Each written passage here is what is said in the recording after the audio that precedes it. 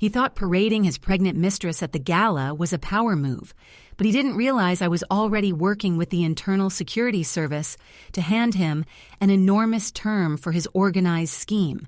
The annual gala for Sterling and Associates was always a display of power, but this year I felt like the only person in the room who didn't have a weapon.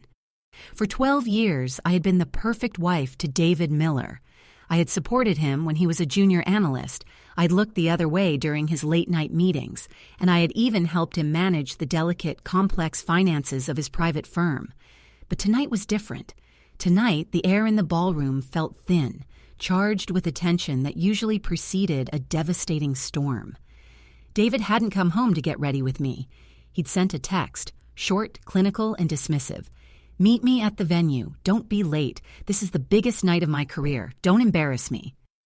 When he finally walked through the double mahogany doors of the grand hall, the room went quiet for a split second before the whispers began like a rising tide. He wasn't alone. On his arm was Chloe, a 24-year-old intern I'd seen around the office more than once. She was wearing a dress that was strategically tight, showcasing a baby bump that was impossible to ignore. She looked about 5 months along, and she held on to David with a proprietary grip that made my stomach churn. The audacity of it was breathtaking. In a room full of the city's most influential figures, David wasn't just cheating. He was rebranding his entire life in real time. He looked at me across the room, his eyes cold, defiant, and utterly devoid of remorse. He didn't see a woman he had shared a decade with. He saw an obstacle to be moved. He walked straight toward me, Chloe clinging to his arm like a trophy. "Elena," he said, his voice smooth and projecting just loud enough for the nearby partners to hear. "I see you found the bar. Good. You look stable." "Stable," I repeated, my voice steady despite the roar of blood in my ears. "Is that the word we're using now, David, in front of your colleagues and your pregnant guest?" "Don't make a scene," he hissed, leaning in so close I could smell the expensive scotch on his breath. "Chloe is here as my guest. She's carrying the future of this firm's legacy. You know the situation. We've discussed the reorganization of our private lives. It's time for you to accept that things have changed." We had discussed nothing. He had simply stopped coming home, assuming I would be too broken or too dependent to fight back. "And your legacy?" I looked at Chloe. She smiled, a triumphant, cruel little tilt of the lips, resting her hand on her stomach. "Does the legacy know about the organized scheme you've been running behind the board's back? The one where you've been funneling company assets into your own private network?" David's face paled for a fraction of a second, his grip tightening on his champagne glass until his knuckles turned white. "I don't know what you're talking about. I've worked hard to build this network. It's a legitimate group, a solid internal structure. You're overreaching, Elena. If you try to frame this as some kind of illegal activity to get a better divorce settlement, you'll be the one who loses everything. I have people who make problems like you disappear." The room was buzzing now, the guests pretending to talk while straining to hear every word. David's arrogance was his greatest strength and his fatal flaw. He truly believed he was the smartest person in the room. He thought he had scrubbed the records, hidden the forbidden transactions, and silenced anyone who knew about the way he'd been using company funds to facilitate his personal expansion. He leaned back, regaining his composure, his smug mask firmly in place. "Tonight I'm being named the new managing director. After that, I'll be untouchable. I'll have the internal security teams under my thumb. You can take the house in the suburbs and go quietly, or I can make sure you leave with nothing but the clothes on your back. Choose wisely, Elena. You're yesterday's news." He turned away from me, laughing at a joke made by one of his senior partners, parading Chloe around as if she were the new queen of the empire. I watched him, feeling a strange, cold sense of calm. He had no idea that I had spent the last 6 months doing more than just looking the other way. Suddenly, the lights dimmed, and the orchestra stopped playing. A hush fell over the crowd as the chairman of the board, a man who looked like he'd been carved out of granite, stepped onto the stage. "Ladies and gentlemen," the chairman announced, his voice booming through the silent hall, "tonight is about more than just our yearly success. It is about accountability and the future. Before we announce the new managing director, we have a very special guest who has arrived to conduct a final internal verification of our operations. Someone who has been working closely with our internal security service for months to root out a massive organized scheme within our own walls. David stiffened.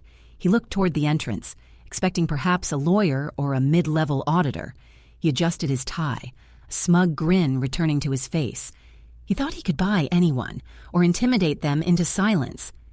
The doors at the back of the hall swung open with a heavy thud. A woman walked in, flanked by two men in dark suits. She wasn't just any guest. She was the one person David had spent 5 years trying to hide from, the one person who knew exactly where the bodies were buried in his financial network. As she walked down the center aisle, her heels clicking rhythmically against the marble, the color drained from David's face until he looked like a ghost. He began to tremble, his hand dropping from Chloe's arm as if he'd been burned. Chloe looked confused, her smile faltering as she realized the man she thought was her meal ticket was suddenly terrified. The guest stopped right in front of our table. She didn't look at the chairman, she didn't look at the crowd. She looked directly at me and gave a small, knowing nod before turning her gaze to David. "Hello, David," she said, her voice like velvet-wrapped steel. "I believe you have something that belongs to me, and I'm not just talking about the money you stole from our family trust." David's voice was a strangled, pathetic whisper.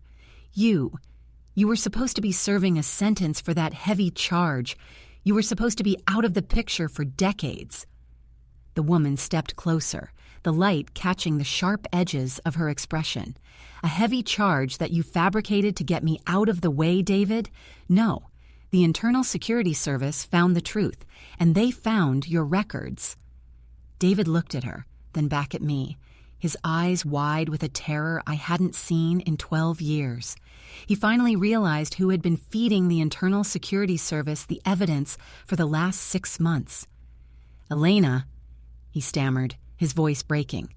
"What did you do?" I took a slow, deliberate sip of my drink and looked him dead in the eye, feeling the weight of a decade of lies finally lifting. "I didn't do anything, David," I said quietly. "I just opened the door for the person you tried to destroy, and she brought the police with her." Sarah's presence was a physical weight in the room. David's hand was shaking so violently that his champagne glass finally slipped, shattering against the marble floor. The sound was like a sharp crack in the sudden silence. Chloe let out a small, sharp gasp, her hand instinctively going to her belly, but the way she looked at Sarah wasn't just fear, it was recognition.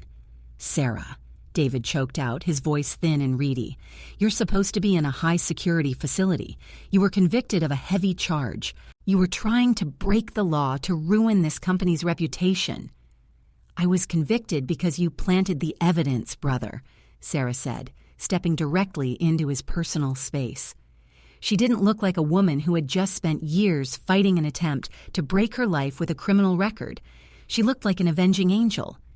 "You used your organized scheme to route those forbidden transactions through my accounts while I was in the hospital recovering from the accident you caused. You thought you could keep me buried for an enormous term of years, but you forgot one thing.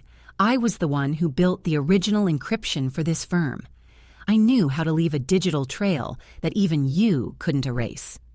David looked around the room, searching for an ally. The senior partners, men who had been laughing and drinking with him moments ago, now stepped back, distancing themselves from the stench of a burgeoning scandal. The chairman, Mr. Sterling, walked slowly toward us, his face a mask of cold disappointment. "David," Mr. Sterling said, his voice echoing, "when Elena came to me 3 months ago with the first set of ledgers, I didn't want to believe her. I thought it was just a bitter personal matter. But then she introduced me to your sister's legal team.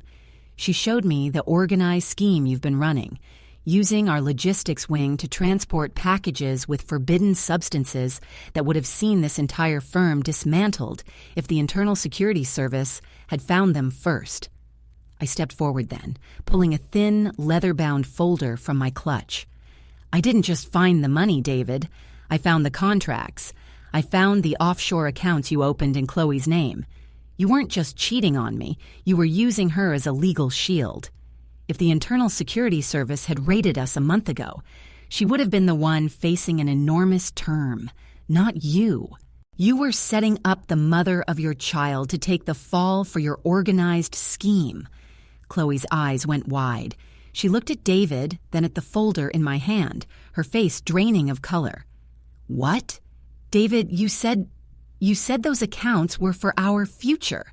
You said the packages were just private medical supplies for the baby. Shut up, Chloe, David snapped, his mask finally cracking. The charming, powerful executive was gone, replaced by a cornered, desperate man. You knew exactly what we were doing. You wanted the penthouse, you wanted the jewelry, and you wanted to be the first lady of this firm. Don't play the innocent victim now. He turned back to me, his lip curling in a snarl. You think you've won, Elena? You think you can just bring my ghost of a sister here and hand over some papers? I'm the one with the keys to the digital vault. I'm the one who knows where the rest of the assets are hidden. If I go down, the company goes bankrupt tomorrow. Thousands of people lose their jobs. Is that what you want, Sterling? The chairman didn't blink. The company will survive, David.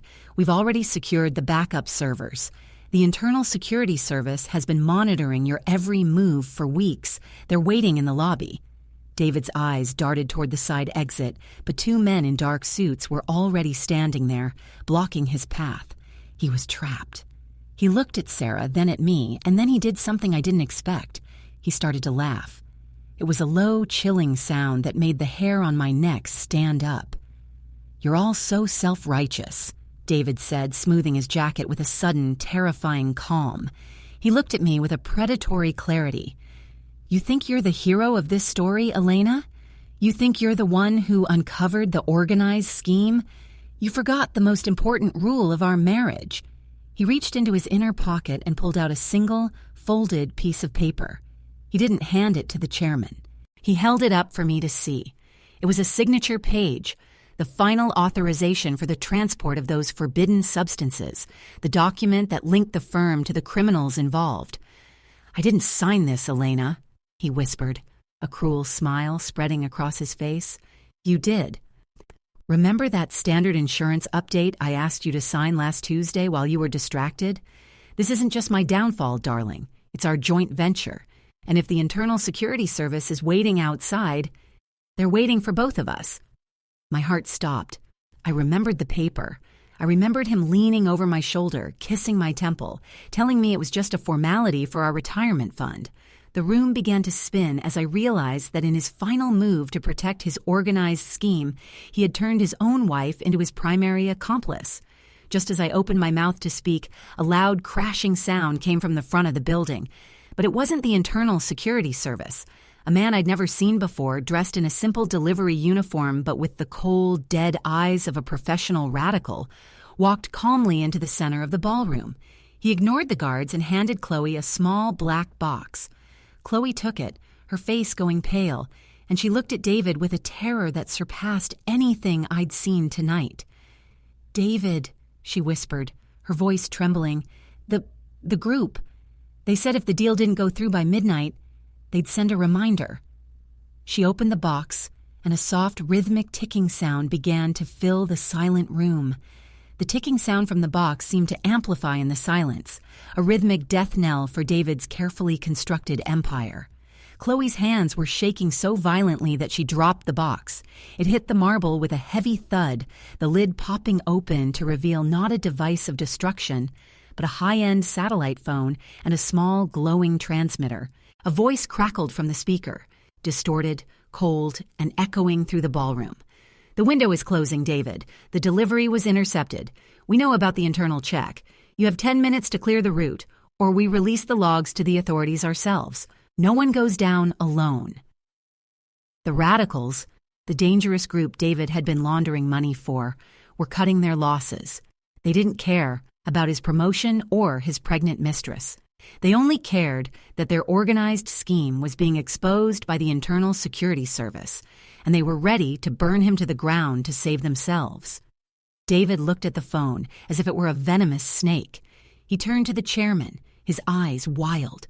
"I can fix this. I just need access to the mainframe for 5 minutes. I can redirect the tracking. Elena, give me the folder. Tell them the signature is yours. You can say you were the one managing the logistics wing. I stood my ground, my heart finally slowing down. The fear was gone, replaced by a cold, crystalline clarity. It's too late for that, David. I knew you'd try to use my signature. I knew you'd try to frame me just like you did Sarah. I looked at Sarah, who was already holding a tablet, her fingers flying across the screen. She looked up and smiled, a real, genuine smile for the first time in years. The Internal Security Service already has the footage, David. The insurance update you had Elena sign. The pen she used was filled with disappearing ink I developed years ago, but more importantly, the desk where you sat her down. It has a pinhole camera hidden in the molding. We have high-definition video of you pressuring her to sign a document she wasn't allowed to read. Sarah turned the tablet around. On the screen was a clear video of David hovering over me, his face twisted in a sneer, telling me to just sign the damn paper and stop being a useless wife. But that's not all, I added, looking at the pale, trembling Chloe. I checked the medical records you thought you'd hidden in the company's private cloud. Chloe isn't 5 months pregnant, David. She's barely 8 weeks. That bump is a prosthetic she's been wearing to fast-track your divorce and secure her place in the firm. She wasn't just your mistress. She was a junior partner in your organized scheme, hired to distract me while you moved the forbidden substances through our supply lines. The room erupted. Chloe let out a scream of rage and lunged at me, but the internal security teams were faster. They swarmed the floor, pinning her arms behind her back.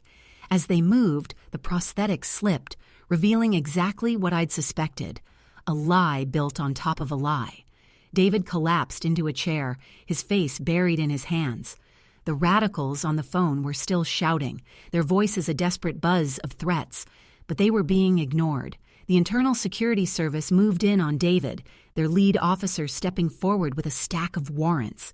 "David Miller," the officer said, his voice booming, "you are being detained for leading an organized scheme, the illegal transport of forbidden substances, and the framing of a government witness. Given the scale of the financial damage and the involvement of radicals, you are looking at an enormous term, decades behind bars with no chance of a light sentence." David looked up, his eyes landing on me one last time. You destroyed everything. We had a life, Elena. We were going to be the most powerful couple in the city." "We were never a couple, David," I said, my voice barely a whisper but carrying to every corner of the room. "I was your employee, your shield and your scapegoat, but tonight I'm just the person who gave you exactly what you earned." As they led David and Chloe out in handcuffs, the guests parted like the Red Sea. The glamour of the gala had been replaced by the stark, cold reality of justice. "Mister." Sterling walked over to Sarah and me, shaking his head in disbelief. "The board will meet tomorrow," Sterling said, looking at Sarah with newfound respect. "We need a new managing director, someone who actually understands the architecture of this company, someone who isn't afraid to do the right thing." Sarah looked at me, and for a moment the two of us were the only people in the world. We had both been victims of David's greed, but we had come out the other side stronger. "I think I can handle the tech side," Sarah said, "but I'm going to need a partner who knows how to spot a snake from a mile away." I smiled, feeling the first true breath of freedom in 12 years. I looked at the mahogany doors where David had been dragged away to face his enormous term.